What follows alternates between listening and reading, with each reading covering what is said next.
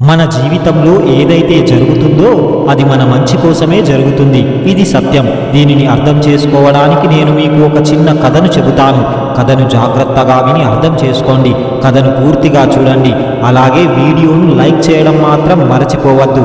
ఒక అడవిలో ఒక సాధువు వద్దకు ఒక యువకుడు వచ్చి ఎంతగానో దుఃఖిస్తున్నాడు. అప్పుడు ఆ గురువు, నాయనా, ఎందుకు ఏడుస్తున్నావు? ఏం జరిగింది అంటూ అడుగుతాడు. అప్పుడు ఆ యువకుడు, మహాత్మా, నేను సంపాదించిన ధనాన్ని దారిలో వస్తున్నప్పుడు దొంగలు దోచుకుపోయారు. ఇప్పుడు నేనేం చెయ్యాలి అంటూ బోరున ఏడుస్తున్నాడు. అప్పుడు ఆ గురువు, నాయనా, నీకు ఏదైతే జరిగిందో అది నీ మంచికే జరిగింది. ఏం బాధపడకు అని అంటాడు. అప్పుడు ఆ వ్యక్తి, గురువుగారు, మీరేం మాట్లాడుతున్నారు? ఆ దొంగలు నేను కష్టపడ్డ ధనాన్ని దోచుకుపోయారు. నేను ఇంటికి వెళ్దామన్నా నా వద్ద ఏమాత్రం ధనం లేదు.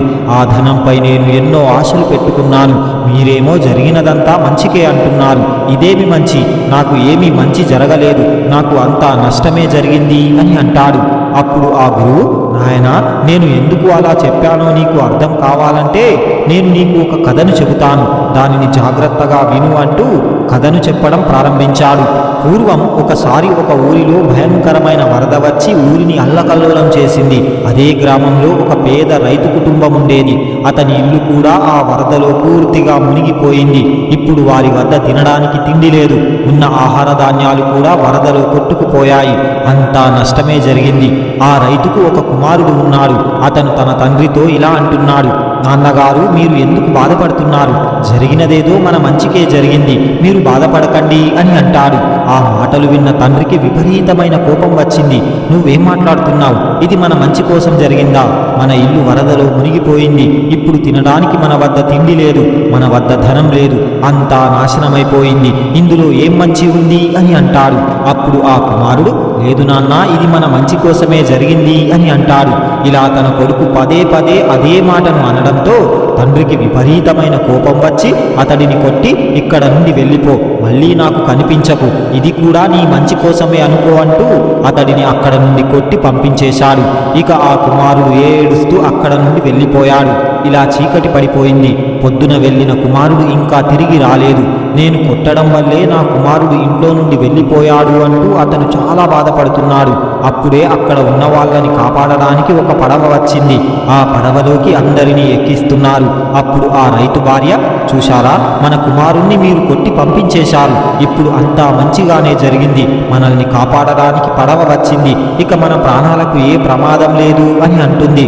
అప్పుడు ఆ రైతు కోపంతో, మీకు అర్థం కావడం లేదు. మనకు ఏమీ మంచి జరగలేదు. కాపాడడం వాళ్ళ ధర్మం. ప్రాణాలైతే మిగిలాయి. కానీ మన వద్ద ఇల్లు, ఆహారం, ధనం ఏమీ లేవు. ఇప్పుడు మనం ఎక్కడికి వెళ్తాం? ఏం పని చేస్తాం? ఏం తింటాం అని అంటాడు. అప్పుడు అతని భార్య, మన వద్ద ధనం లేకపోయినా మన ప్రాణాలైతే ఉన్నాయి కదా, ఏదో ఒక పనిని చేసుకొని బ్రతుకుదాం అని ధైర్యం చెబుతుంది.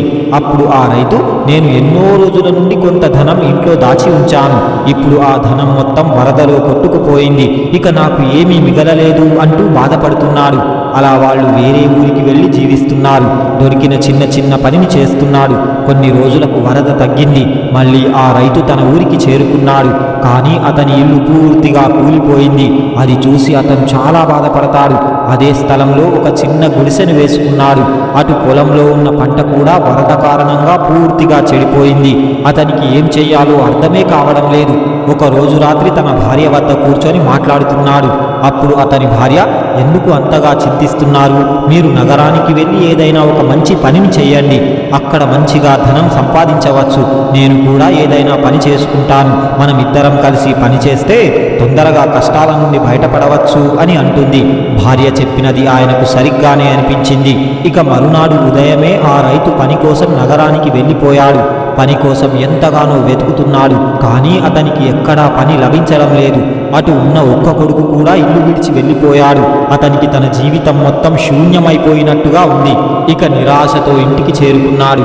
అలా మరికొంతకాలం గడిచిపోయింది. కానీ అతని జీవితంలో ఎలాంటి వృద్ధి లేదు.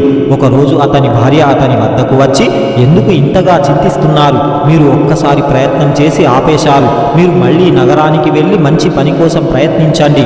మీకు ఖచ్చితంగా ఏదైనా ఒక మంచి పని లభిస్తుంది.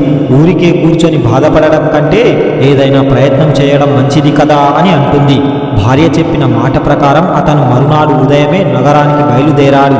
పని కోసం చాలా ప్రయత్నించాడు. కానీ ఈసారి కూడా అతనికి ఏ పని లభించలేదు. మళ్ళీ నిరాశతో తిరిగి ఇంటికి బయలుదేరాడు. అలా వెళ్తున్న అతనికి దారిలో ఒక సాధువు ఎదురుగా వచ్చి అతనితో ఇలా అంటున్నాడు, నాయనా, ఏం జరిగింది? అంతలా ఎందుకు బాధపడుతున్నావు అంటూ అడుగుతాడు. అప్పుడు ఆ వ్యక్తి, ఏం చెప్పమంటారు మహాత్మా, నన్ను దరిద్రం వెంటాడుతూ ఉంది, అంతా బాగానే ఉంది అని అనుకునేలోపే ఒక వరద వచ్చి మా జీవితాన్ని అల్లకల్లోలం చేసింది. ఆ వరదలో నా ఇల్లు కూలిపోయింది. ఇప్పుడు నా వద్ద ధనం లేదు, తిందామంటే తిండి కూడా సరిగ్గా లభించడం లేదు. ఏదో చిన్న గుడిసె వేసుకొని జీవిస్తున్నాను. అన్నింటికంటే నాకు బాధను కలిగిస్తున్న విషయం ఏమిటంటే, నేను కోపంలో నా కొడుకుని కొట్టి ఇంట్లో నుంచి వెళ్ళగొట్టాను. అప్పుడు నా కొడుకు ఎటో వెళ్ళిపోయాడు. అప్పటి నుండి ఇప్పటి వరకు నా కుమారుని జాడ దొరకలేదు. ఏం చేయమంటారు మహాత్మా అంటూ భోరున ఏడుస్తున్నాడు. అప్పుడు ఆ సాధువు, నాయనా, ఇందులో అంతగా బాధపడే విషయమేముంది? నీకు ఏదైతే జరిగిందో మంచిగానే జరిగింది కదా అని అంటాడు. అది విన్న ఆ వ్యక్తికి చాలా కోపం వచ్చింది. మహాత్మా, మీరేం మాట్లాడుతున్నారు? నేను ఇంతగా బాధపడుతూ ఉంటే మీరు జరిగినదంతా మంచికే అని అంటున్నారు. ఇందులో మంచి ఏమున్నది? నా కొడుకు ఇంట్లోంచి వెళ్ళిపోవడం మంచి ఎలా అవుతుంది? నాకు అంతా నష్టమే జరిగింది కదా అని అంటాడు. అప్పుడు ఆ సాధువు, నాయనా, నువ్వు కొద్దిగా ఓపిక పట్టు, నీకు అంతా మంచే జరుగుతుంది. నీ అన్ని ప్రశ్నలకు సమాధానం త్వరలోనే లభిస్తుంది. నువ్వు అతిగా ఆలోచించకు అంటూ ఆ సాధువు అక్కడ నుండి ముందుకు వెళ్ళిపోయాడు. ఇక అతను కూడా దారిలో ఇంటికి వెళ్తూ, అందరూ కూడా ఏది జరిగినా మన మంచికే అంటున్నారు. ఇందులో నాకు జరిగిన మంచి ఏమిటో నాకు అర్థమే కావడం లేదు అంటూ ఇంటికి చేరుకున్నాడు. మళ్ళీ ఉదయం పని కోసం నగరానికి చేరుకొని ప్రయత్నం మొదలుపెట్టాడు. కానీ ఈసారి అతని అదృష్టం బాగుండడం వల్ల ఒక పెద్ద వ్యాపారి ఇంట్లో అతనికి పని లభించింది. ఆ వ్యాపారి కూడా చాలా మంచివాడు. ఇలా అతని వద్ద పని లభించినందుకు ఆ రైతుకు చాలా ఆనందం కలిగింది. ఇలా కొంతకాలం గడిచిపోయింది. ఒకరోజు ఆ వ్యాపారి ఆ రైతుని పిలిచి, నా ఇంటి ముందు ఉన్న నా ఇల్లు ఖాళీగానే ఉంది. అందులో అన్ని సౌకర్యాలు ఉన్నాయి. నువ్వు కావాలంటే నీ కుటుంబంతో సహా అందులో సంతోషంగా ఉండవచ్చు అని అంటాడు. అది విన్న ఆ రైతుకు చాలా సంతోషం కలిగింది. ఇక తన భార్యతో కలిసి ఆ వ్యాపారి ఇచ్చిన ఇంట్లో ఎంతో సంతోషంగా ఉంటున్నాడు. ఒకరోజు రాత్రి ఎవరో తలుపు తట్టిన శబ్దం వినిపించింది.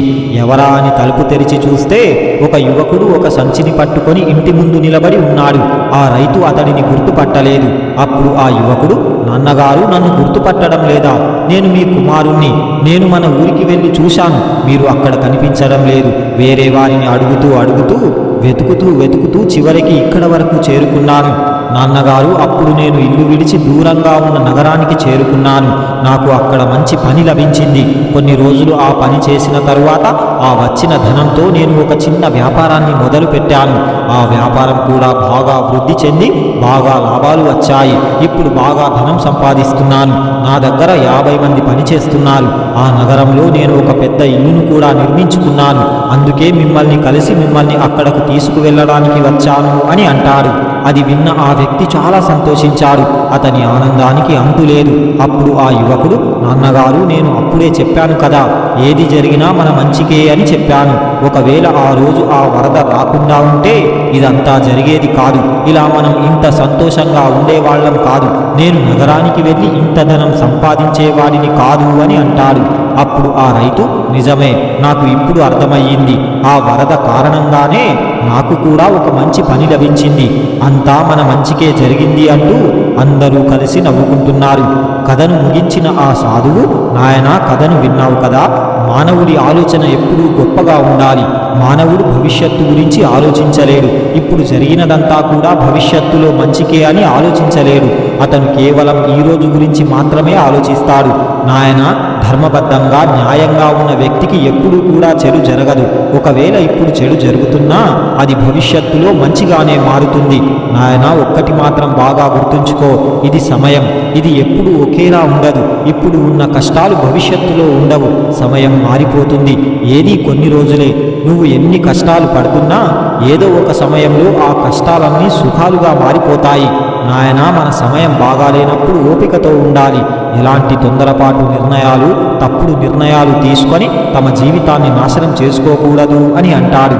అప్పుడు ఆ యువకుడు, మహాత్మా, మీరు చెప్పినదంతా బాగానే ఉంది, కానీ నాకైతే మొత్తం నష్టమే జరిగింది కదా. నా ధనం మొత్తం పోయింది. ఇప్పుడు నా వద్ద ఏమీ మిగలలేదు కదా. మరి ఇందులో మంచి ఏముంది అని అంటాడు.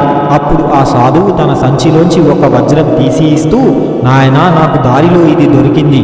నేను ఒక సాధువును, నాకు దీనితో ఏమీ పని లేదు. ఇది నీకు తప్పకుండా ఉపయోగపడుతుంది అంటూ ఆ వజ్రాన్ని అతనికి ఇచ్చేశాడు.